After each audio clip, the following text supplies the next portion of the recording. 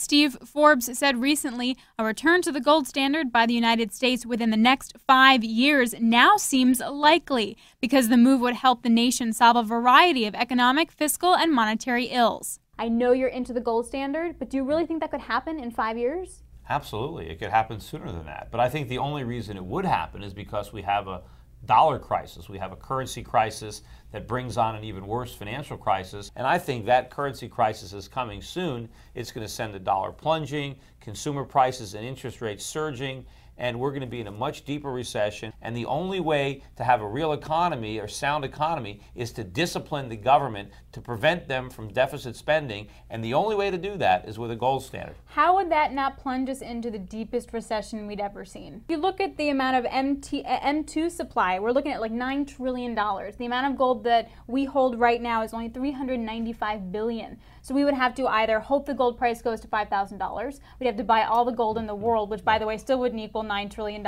or we'd have to cut down the money supply in a painful way. Yeah, well, you're going to have to devalue the dollar relative to gold. I mean, there's no question about that, and that's one of the reasons that I own a lot of gold. We went through the Industrial Revolution on the gold standard. Right, in 1971 we only had $633 billion in circulation, so how much do we have to devalue the dollar and hope that gold rises for this to actually make sense? Well, no, we don't have to hope anything. The dollar is already been devalued. But yes, things are going to get repriced in terms of gold. So then where would the dollar have to be and where would gold have to be for this to really be a 1-to-1 ratio and not totally kill everybody? Well, it's not going to be 1-to-1. It's not going to be 1 ounce of gold for $1. I don't know where the gold price is going to have to settle.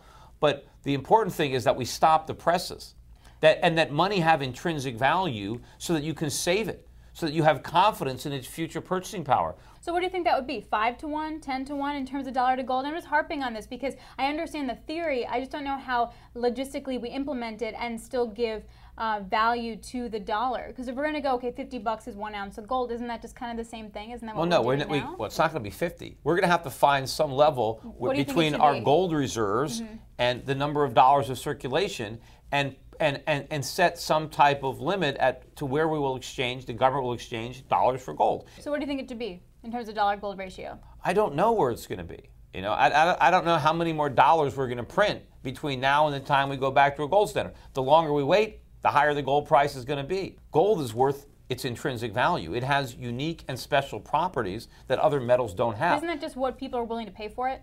But it actually has something. I mean, you're comparing gold to paper. What is the Federal Reserve note worth? What is a piece of paper that's printed by the U.S. government? What is that worth? I mean, you can't use it for anything. It's just paper, but it's already been written on. I mean, it's not soft enough to use as toilet tissue. What are you going to do with it?